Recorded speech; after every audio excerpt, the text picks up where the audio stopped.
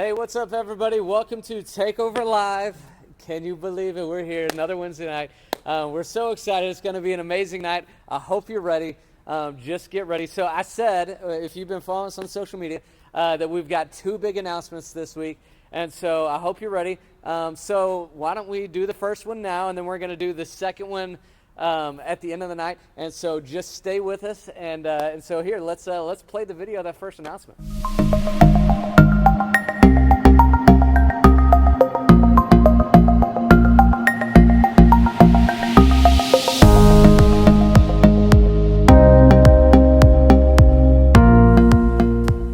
Takeover's back, baby!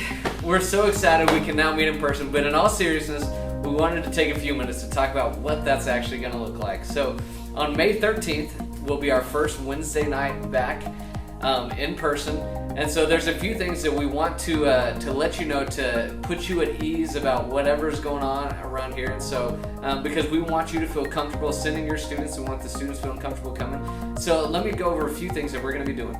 Number one, there's going to be no Chick-fil-A, no coffee, because we're trying to limit the contact that we have with people. Number two, we're going to be abiding by Governor Abbott's 25% rule, which makes our total capacity on Wednesday nights at 187 people.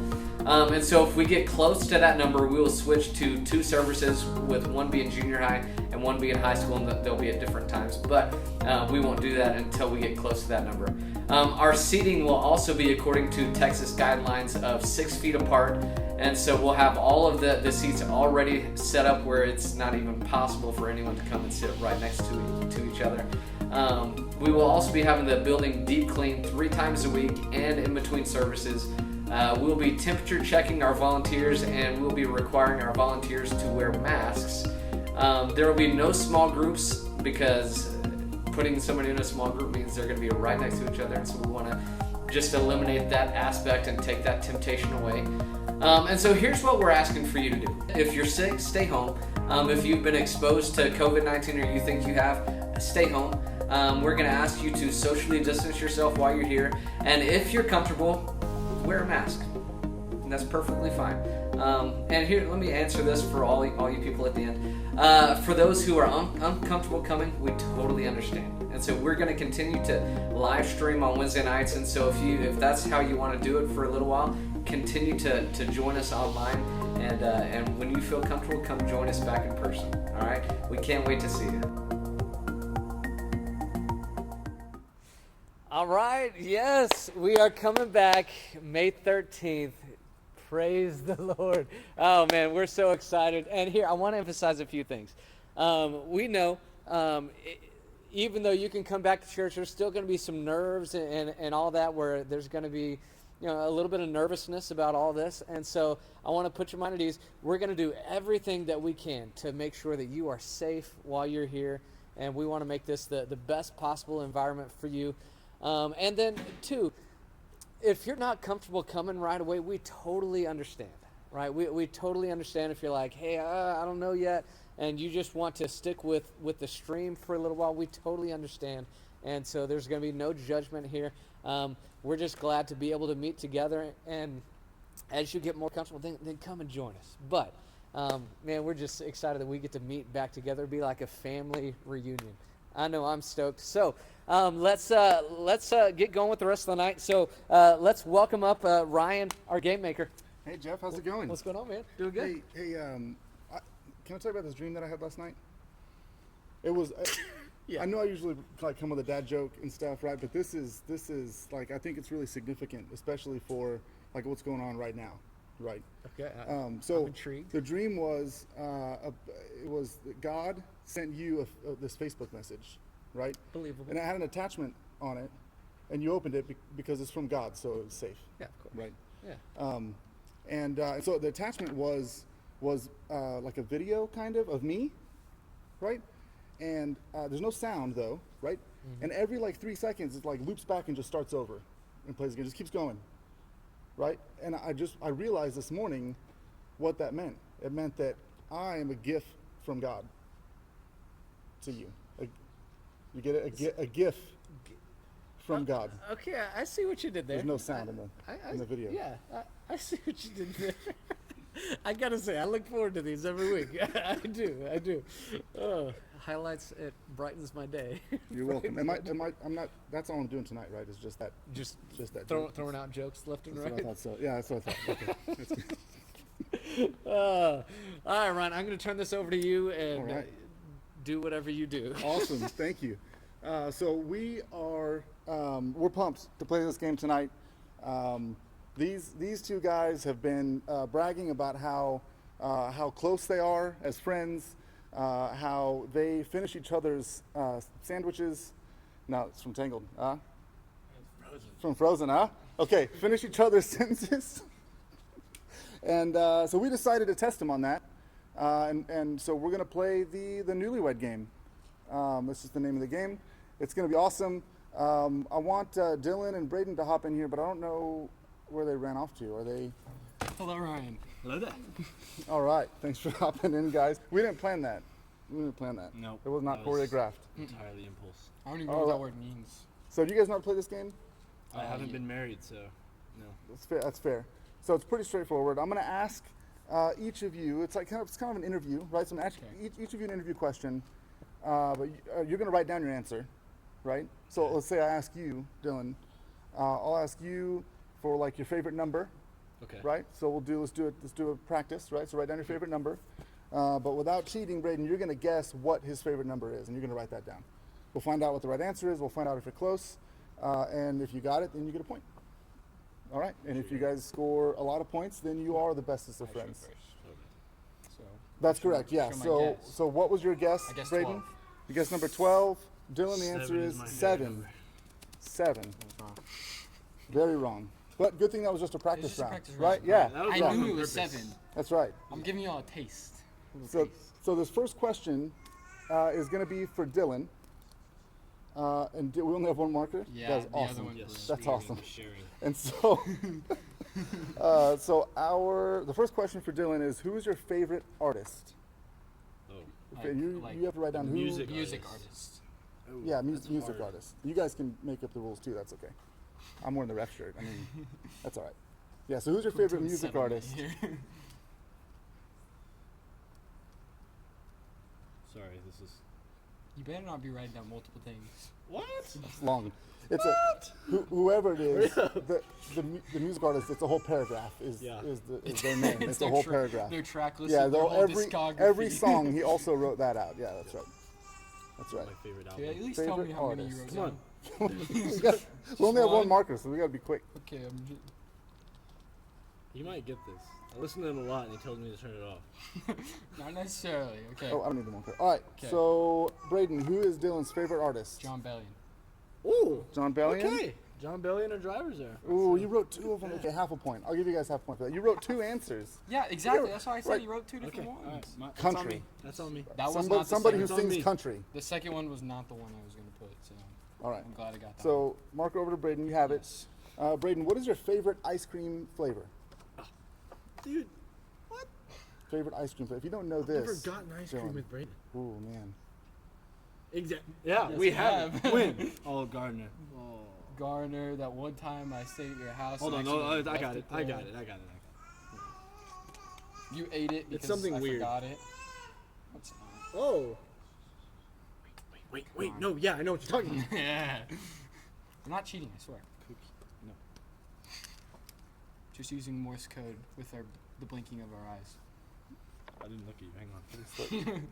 Do it again, do it again. I forgot my whistle. Okay. Okay. I'm ready. All right. So, Dylan, you need to guess first. What is Braden's favorite ice cream flavor? Cookie dough something. Cookie dough something. It was something weird.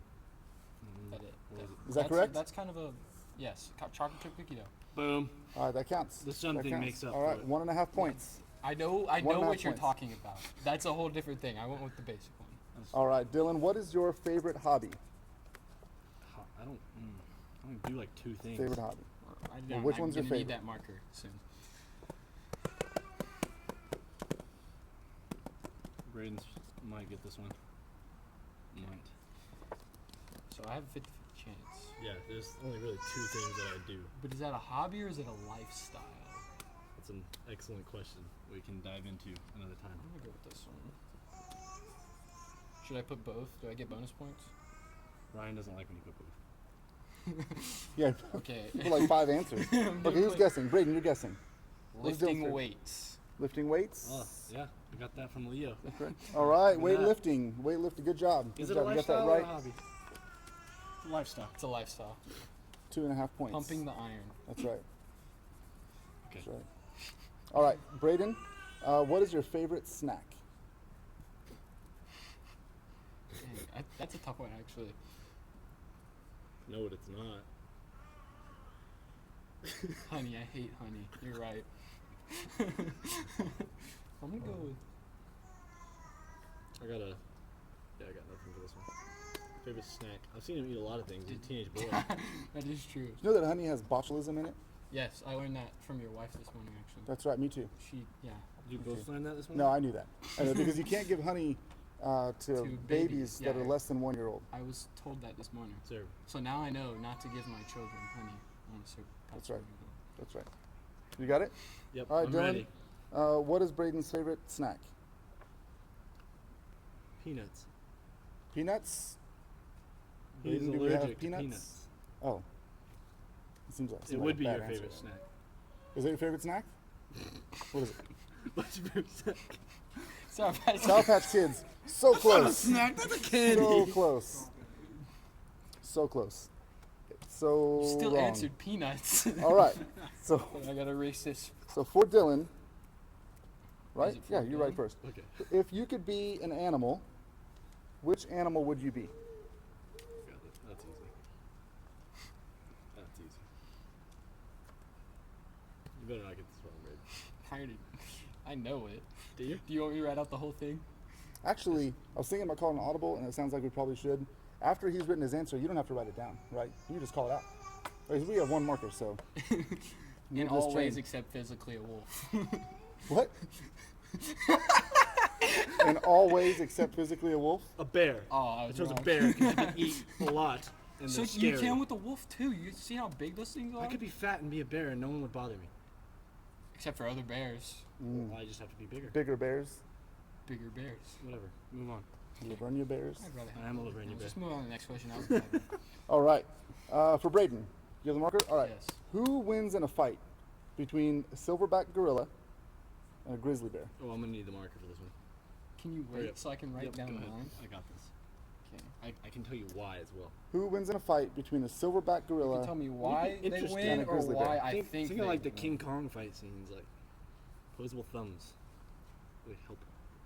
Grabbing things. Yep. All right. there Like- you go. Close. Like buildings. Bears can't grab buildings. You can't like this. Okay, I'm ready. All right. Between a silverback gorilla and a grizzly bear, Dylan, what was your guess? Jake Emerson. Jake Emerson. What'd you He was put? just trying to throw it, I think. I don't know. Oddly enough, I put the same thing. Jake Brickhands Emerson. Okay. You know, But the thing is, I don't think Jake could win in a fight against either one of those things anyway. I strongly strongly disagree. I've been overruled. You've clearly All never right. seen Next Jake question. Hungry or mad. Dylan, how many kids do you want? Cake. Wait, no, give it down. I got it. Really? Oh, Right he- here. Wait, but- he's not even I writing got, it down. I got a Pinterest board for this. Okay. Then Let's you go. write it down. Pinterest. We'll just make it up as we go. Actually, I don't. You write it But down. Write on your hand if you I want. know how many kids. Come on, how many kids do I have? We've If had you, this. if you write Jake Emerson, I wouldn't want This Jake. game is Only over. one, This only game is one over. that looks like Jake. This is a guess. A completely All guess. right, what you got? What you got? 4. Yes, that is how many children I want. 4. We're in you sync, can't, Ryan. you can't just say yes. Let me see what you guessed. Yes, let's win the game. I saw the number. You're supposed to give. You, Okay. you are supposed All to right. give All verification. right, minus You wrote 1 it. point for cheating. It's fine. All right, Sorry, we Braden. have deep What? future conversations. I write first. Yes, you write first, and then God. you guess, and then we you find gave, out I had the marker because because it's written down with because you didn't unerasable write ink, anything. so set in stone. That's Yes. right. Braden, what's your favorite movie? Oh, jeez.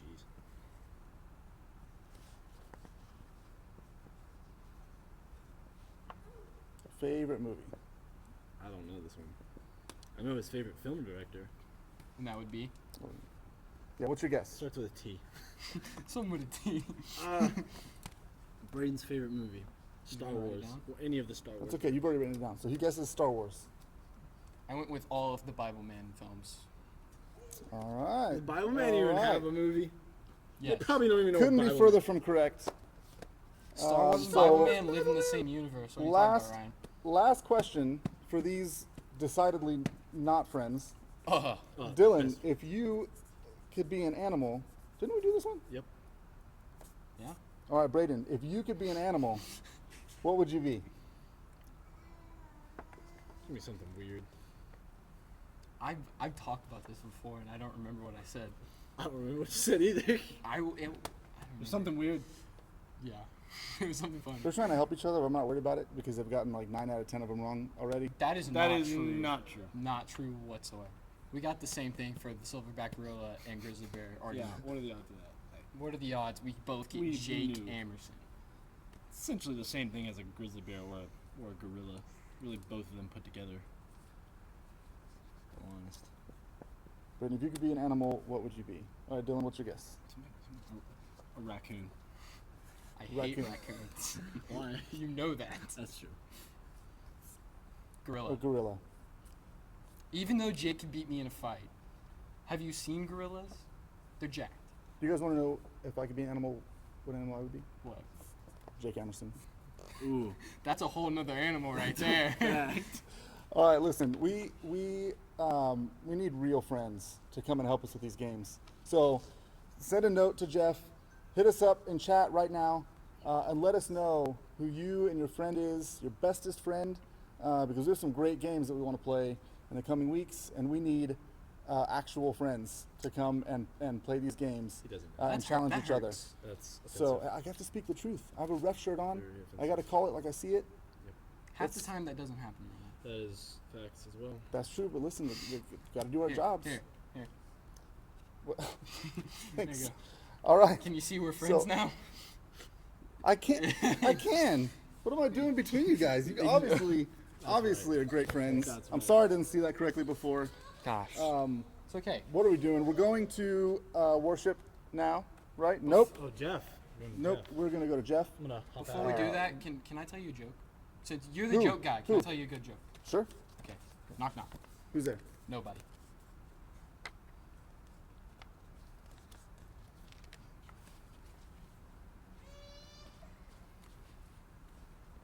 I guess that's my cue. I don't know what to do with that. Okay. All right. If you have your Bibles, go ahead and get them out. We're gonna get started. We gave Martin the night off. He's been working a ton of hours up here, getting everything ready for Sunday and doing all this for us on Wednesdays. And so we wanted to get him a little break tonight. And so there won't be any worship, which is I love worship. I sing terribly, which is why they were like, "Hey, why don't you?" And then I gave them a little preview earlier, and they said, "No, let's not do that again, because then we'll never ever want to do it again." So, so that's where we are. So if you have your Bibles, get them out. We're going to be in Exodus chapter 2 is where we're going to start. So Exodus chapter 2. So we're going to be starting a new series that we're going to really even run through once we even start meeting back up. That is just about in the wilderness. All right, and so because here's the truth. As I was just praying and thinking about what this was going to look like for the next few weeks, God just kept bringing back to my mind this idea of if you look at the Bible, you see so many big important characters in the Bible went through a kind of wilderness or desert time, right? Where it was at a time of uncertainty where they were physically in the wilderness, being sent in the wilderness or in the desert. And so really and truly, almost every significant character in the Bible goes through a time like this. And if I'm honest with where I think we are, I think for some of us, if not all of us, this is a wilderness time, right? This is a wilderness time where God is pulling us out and trying to do some different things in. And so my fear, though, is that as the American church, we tend to run from the wilderness times. We tend to run from the desert times and almost try to get out of it as quick as we can, right? And so in a sense, I would say that we tend to waste these times, if I'm honest with where I think we are. But as I look in Scripture, I see where God used those times in the wilderness and used those times in the desert. Rather than trying to pull us out of it, he uses those times to reshape people and reform people and prepare people to launch them out into the things and the ways that he's calling them to live after, and the things that he's calling them to do after. And so God isn't running from the wilderness time. He's using the wilderness time. And I wonder what would happen to us if we would stop running from the wilderness, but rather embrace the wilderness and embrace what God was trying to do in us to launch us out into something much, much bigger. And so Exodus chapter 2 is where we're going to start. And so we're looking at Moses, and Moses is going to be actually two of the things that we're going to do over the next few weeks. But we're going to kind of start at the beginning of his life. If you remember some backstory into Moses, he was born an Israelite, and at the time that he was born, the Pharaoh was out of fear of being overrun by the Israelites. The Egyptian Pharaoh had all of the children that were in Egypt killed, all the Israelite children in Egypt killed. And so his mom had him and didn't, obviously as a mom, he didn't want him to be killed. And so she took him, and she took this reed basket that she had made, and she puts him in the basket and floats him down the river, right? Floats him down the river, and then has her daughter, because she does, she wants to make sure that something happens to him, and so that he's okay, and so has the daughter kind of trail it, watching to make sure that it doesn't tip over and he doesn't drown. And so she's kind of trailing it, making sure it's okay. And where does it end up? Right? It ends up in the house of the Pharaoh, and the Pharaoh's daughter picks up the basket, picks up the baby, and decides that she's going to keep baby Moses and is going to raise it as an Egyptian, right, in the Pharaoh's house. And so and what is so cool is that she's like, what am I going to do with this? I need somebody to help me with it. And so the daughter, right, so Moses' sister is like, hey, I know a lady, right, talking about her mom. Like, hey, I know a lady who can help you with this, who can raise this girl or this boy. And so let's let her do it, and then he'll come back to you. And so Moses is actually raised by his mom and the Egyptians all at the same time. It's kind of this weird thing.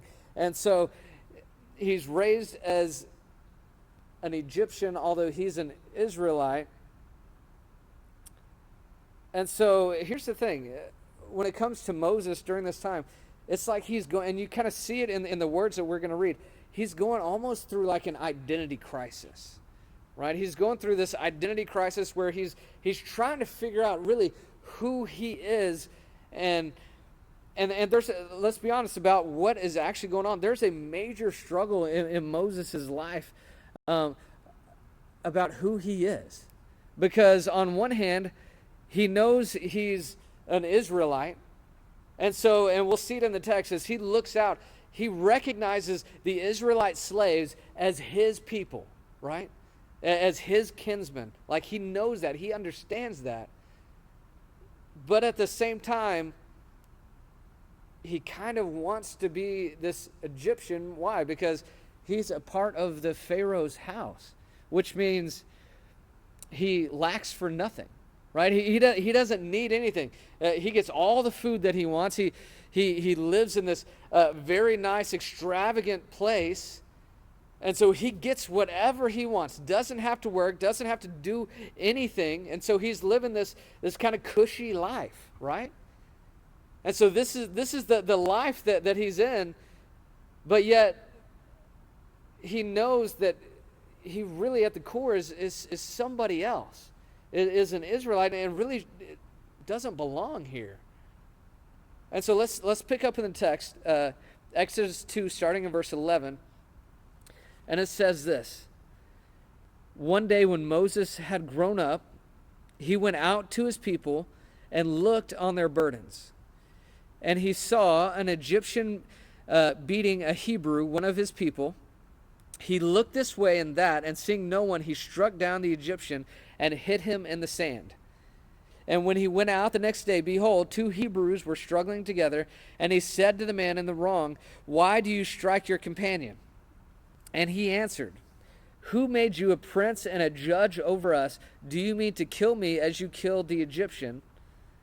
Then Moses was afraid and thought, Surely the thing is known. And when Pharaoh heard of it, he sought to kill Moses, but Moses fled from Pharaoh and stayed in the land of Midian as he sat down by a well. And so you see it right there, like he goes out and he's looking out. Look at the words where he's like, he goes out and he went out to his people, right? And he saw an Egyptian beating a Hebrew, one of his people, right? Do you see the connection that he has? And so he saves his person and kills this Egyptian. But then the very next day he sees some more Hebrews, some Israelites, and what do? They kind of denounce him like, hey, you're not with us, right? In a sense that they kind of put him off like, hey, what are you going to do? You're going to strike us down like you killed the Egyptian? And it's like, no, you're not with us, right? And so you got to see this stuff that is going on in his head. And so what does he do? In that moment, out of fear for his life, he flees into the wilderness, right? He flees into the wilderness. And I believe that it's in these moments that God kind of orchestrates, and then all of a sudden he finds himself in the wilderness where God is going to mold and shape him into who he is calling him to be. And so let's pick up, because we want to learn a little bit about Moses in the very beginning. It says, verse 16, Now the priest of Midian had 7 daughters, and they came and drew water and filled the troughs to water their flocks. The shepherds came and drove them away, but Moses stood up and saved them and watered their flock. When they came home to their father Reuel, he said, How is it that you have come home so soon today? And they said, An Egyptian delivered us out of the hand of the shepherds, and even drew water for us and watered the flock. And he said to his daughters, Then where is he? Why have you left this man? Call him, that he may eat bread. And Moses was content to dwell with the man, and he gave Moses his daughter Zipporah, and she gave birth to a son, and he called his name Gershom, for he said, I have been a sojourner in a foreign land. Now, see, we pick up on this story, and it's really, when you look at the details from where Moses came from, right? He came from almost this spoiled background, and so he finds himself, he fled, and then he finds himself at this well, and these ladies are here, and they're trying to water their flock, and these other shepherds come up and try to run them off, and then Moses kind of steps in. And so let's clarify really what I want to paint the appropriate picture in your mind for this moment, because in our minds, when we think of shepherds, we think of kind of this group of guys who is kind of weak, right? They're not very strong. They're kind of we see like pictures of shepherd boys, like just like little, you know what I'm saying. Like, think back to any shepherd that comes to your mind, and it's not some big burly guy. But here's the reality for who these guys were, right? These guys, their day job is to what? Yeah, they tend to the flock and make sure that the flock is taken care of. But they're actually fighting beasts to protect their flock. And so these guys are routinely fighting off wolves and lions and tigers. Okay, not lions and tigers, but maybe a lion, right? And so they're routinely fighting off these big animals to protect their flock. And they're not fighting them with guns, right? They're fighting them with staffs and things like that. Like it's no gun where it's at a safe distance away. They're like having to manhandle these things like Jake Amerson and take it out, right? No, Jake would get beat up. He couldn't last as a shepherd, right? And so that's the guys that he's coming in to talk to. Like legitimately, probably some guys who are big enough to kill him, right? But yet he stands into that moment with this boldness and conviction to make sure that these ladies are protected, right? Man, wow, what a guy. And then he doesn't stop there. Like he runs them off, protects the ladies, and is like, hey, no, you guys sit down and let me water your sheep. Because here's the thing. That's not what men did, right? That was not what they did. And so that was honestly kind of below him, which is why when the ladies go back to their house and the dad's like, whoa, you shouldn't be back for a long time. What are you doing here? They're like, yeah, this Egyptian ran off these guys, and then he even fed our flock, like watered our flock for us. And then you see it in the dad. He's like, well, then what are you doing here? Why isn't he here with you? Like, it's like the dad is going, ladies, you just missed the catch of a lifetime.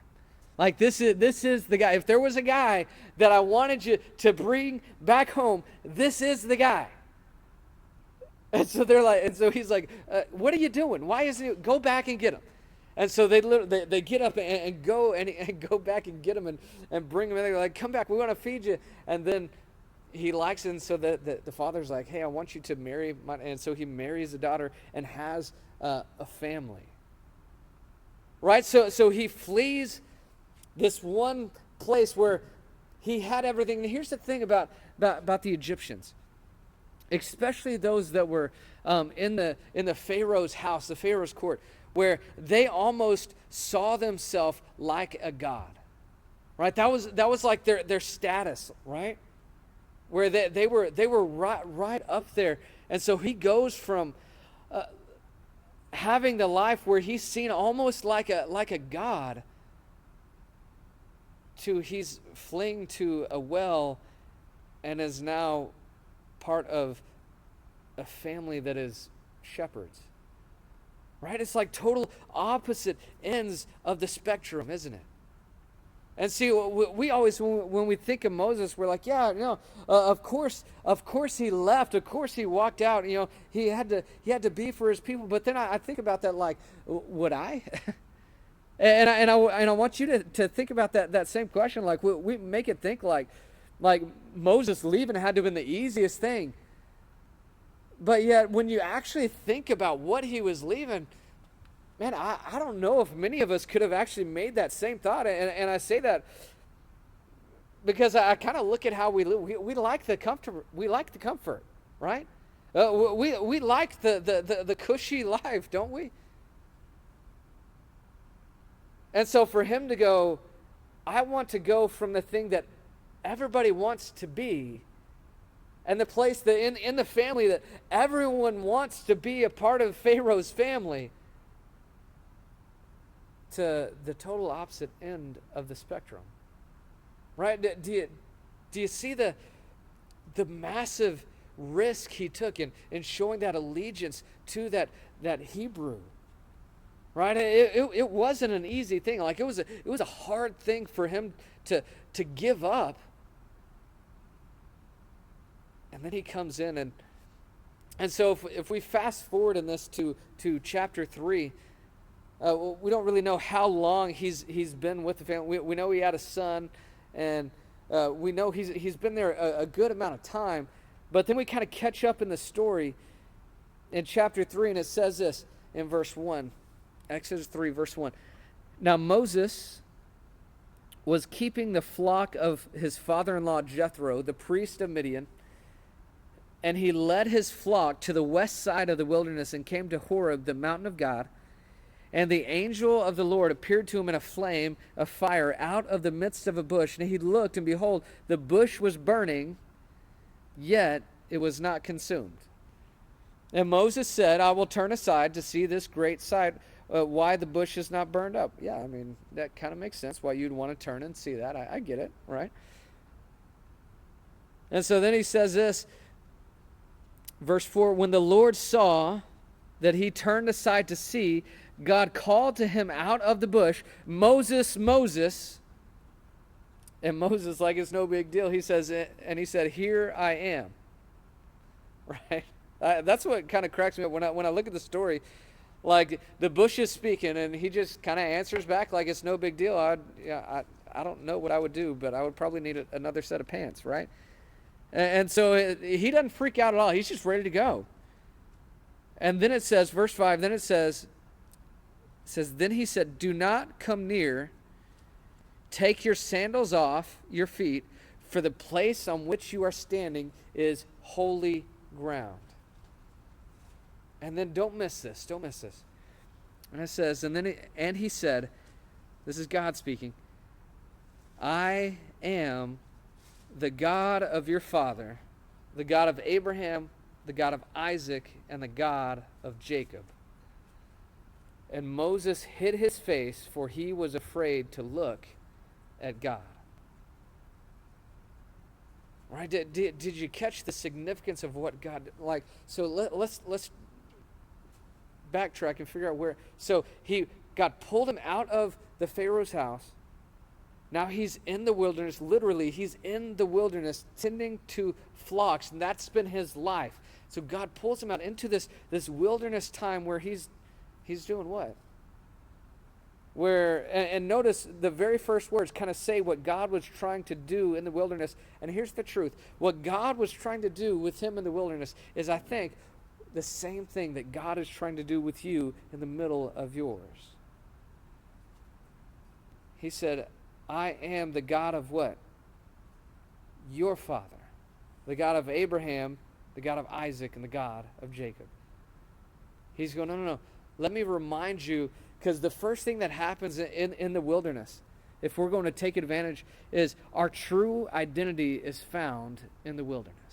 Our true identity is found in the wilderness, and that's what God was trying to remind him of. The very first thing that he says, I am the God of your father. Hey, remember back, your father, no, not the Egyptian, your true father, the Israelite, and the God of Abraham, the God of Isaac, and the God of Jacob. He's going, no. This is your identity. This is your true identity. That's what it is. Your identity was not in trying to become like a God. Your identity was not in all of the comfort that you had. Your identity was not in any of these other things that you kind of wanted it to be. He's like, no. Here is your true identity.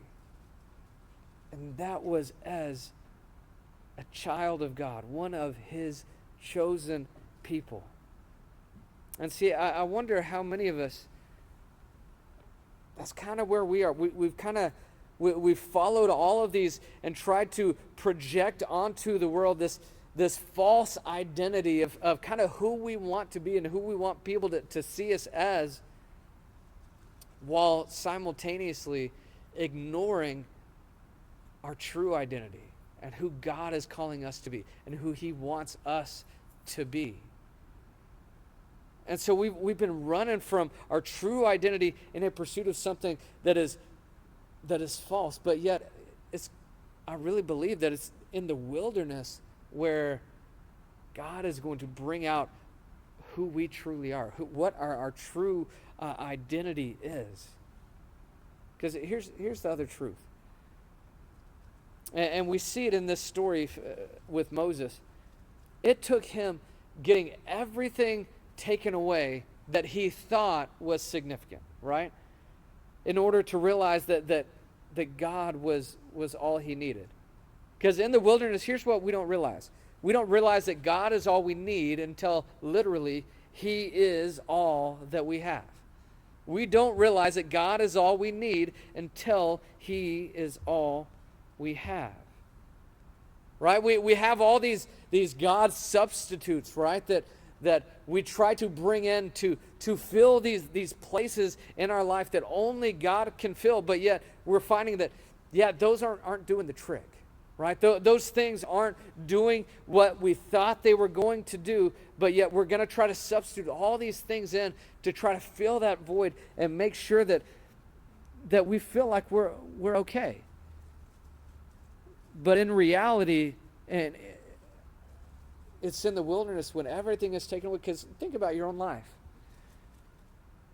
Right? Where you went from literally, hey, I'm on spring break, to I'm on a second, third, and I don't even know what spring break number we are on now, right?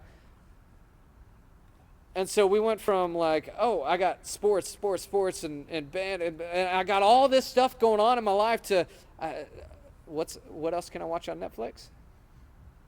Right?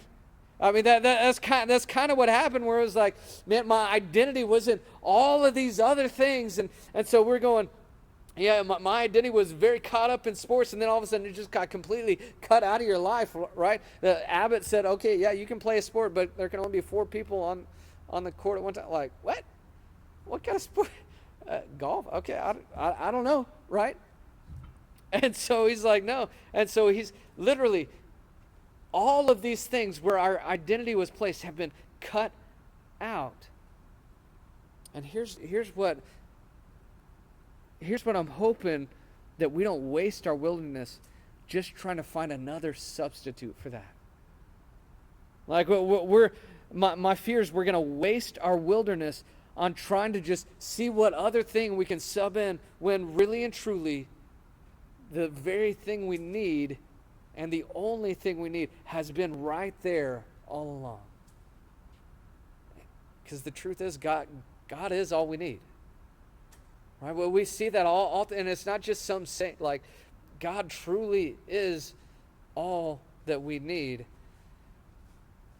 And when we stop depending on substitutes and stop depending on all these other things, man, I wonder what God would show you and what God would do in your life.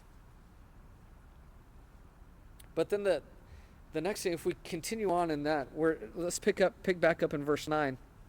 And he says this in verse 9 and 10. And now, behold, the cry of the people of Israel has come to me.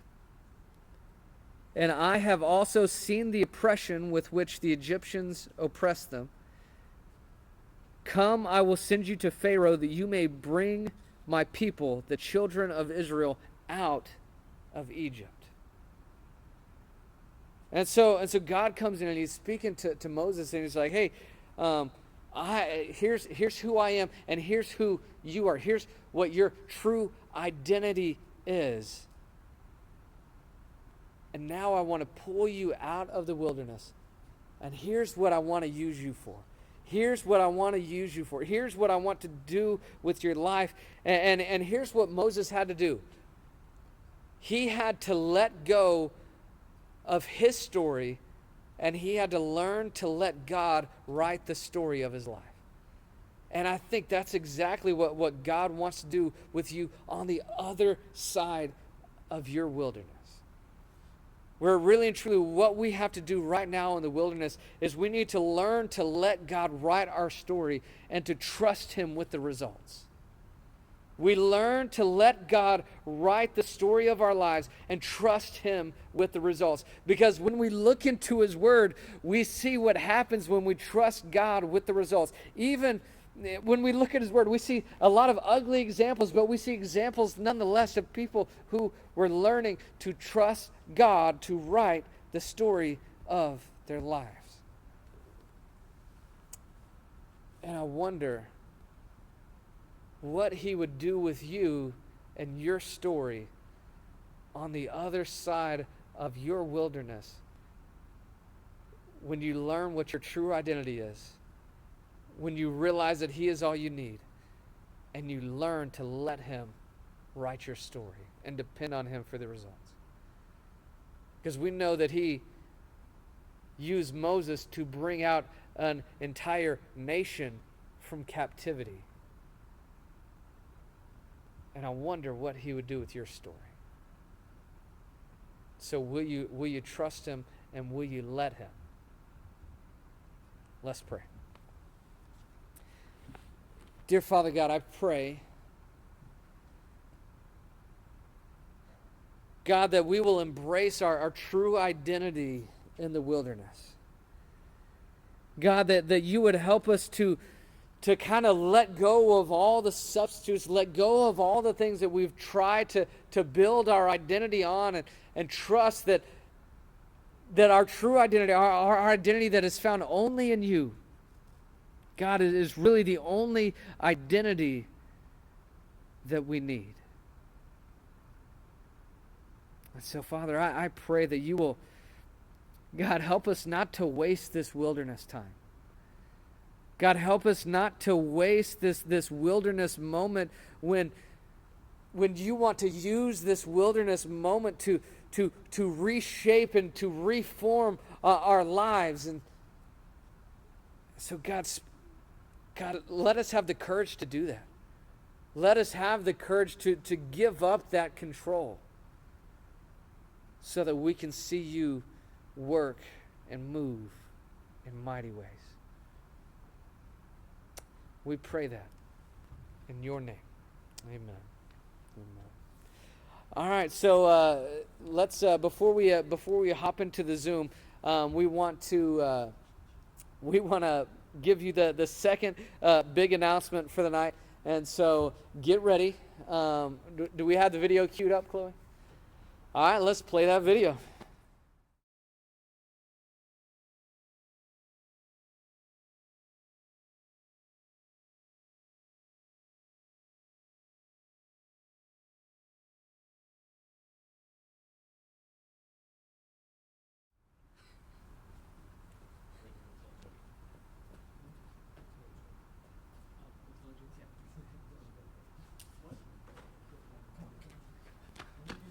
And we're back with you got some jokes?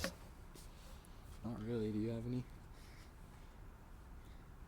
No, I have some really sad ones, I but could have said your love life. that's exactly what I was gonna say. So Braden, Yeah. what has been the best thing that's happened in this quarantine time? What is something good? This is positive. There's good things. Positive vibes only. Shut up. Probably have grown my connection with God, because got all the distractions out of the way. That's good. That's like what Jeff was talking about in the message. Like, I really liked that. Like, you never like. How did he word it? The story part? No. That not important. I'll save it for small groups. I wrote it down in my phone.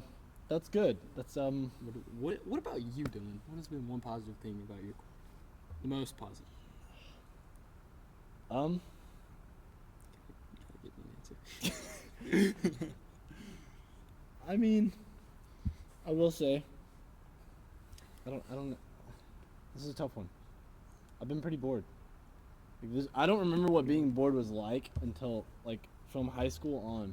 I don't remember what bored was like. Mm-hmm. Many years ago. So this is a very. We actually have a caller. Oh yeah? Yes. We're gonna take a call. We're gonna. Who is it? No. Apparently, it's not a good caller. Sorry, our caller didn't have anything nice to say. Leo. I still love I'm him. really not good at this stalling thing. My hands are getting sweaty. How do you? This is fun. What's he doing? I do have a joke. Jake's though. nodding. Oh dear. Jake just texted And I you said- a joke. That's not a camel. That's my wife.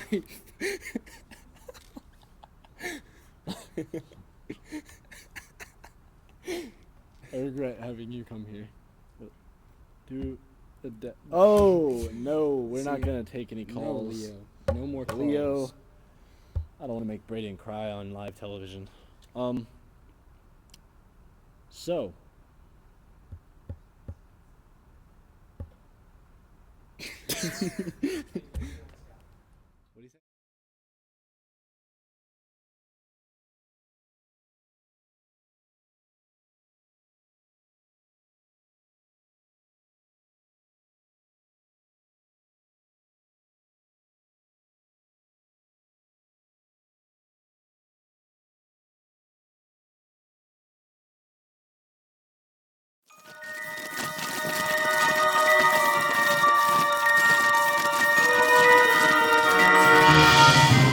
chat, but do not join the Zoom until after we play the video. Yes. Please. Please. Video All is right. going up.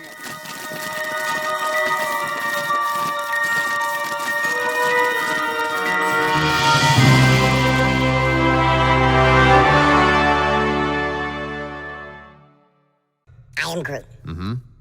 I am Groot. Uh-huh. I'm Groot.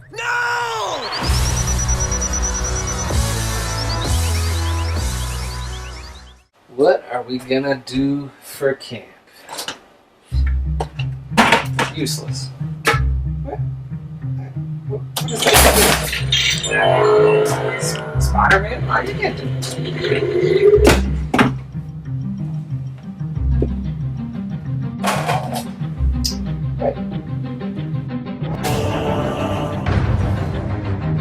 This could work. Who are you? Star-Lord, man. Like, the Avengers, the Guardians of the Galaxy? Who?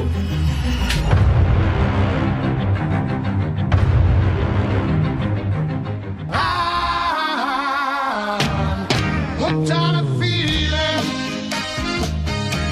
I'm high on believing.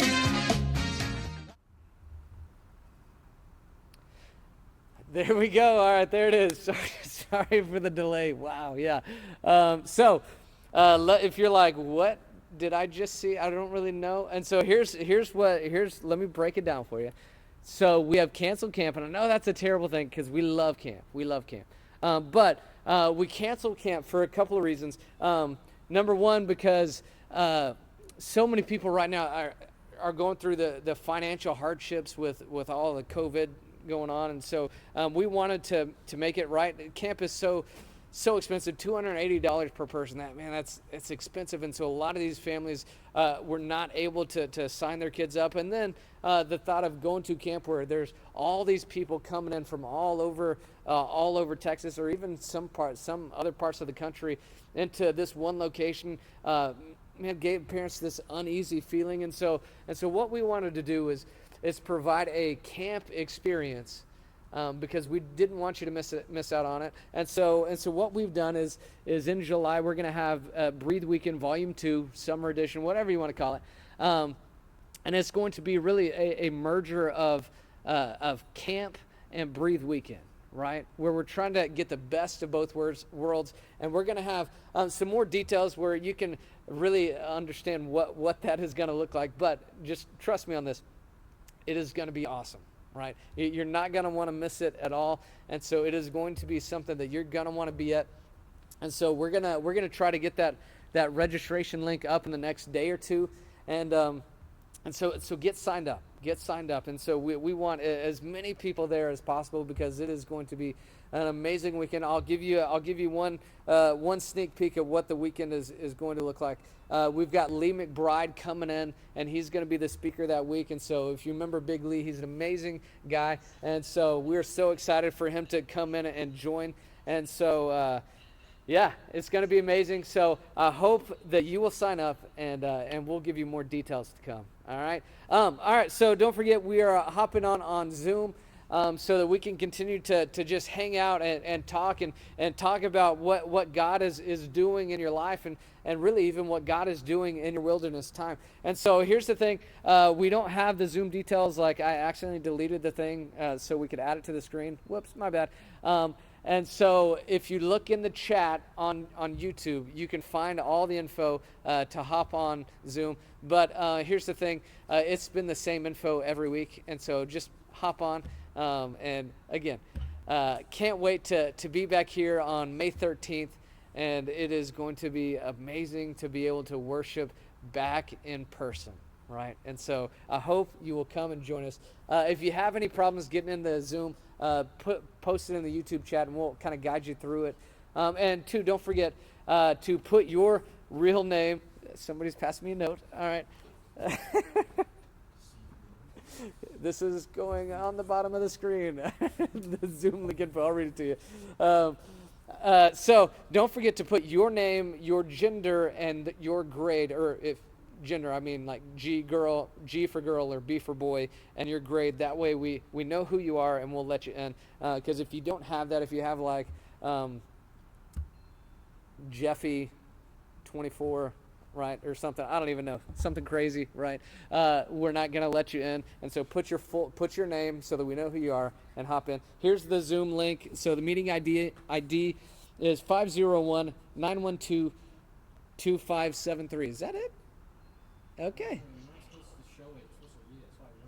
Oh, there it is right there. 501-912-2573. So hop on. Hey, it's good to see you. I love you. I can't wait to see you again. All right?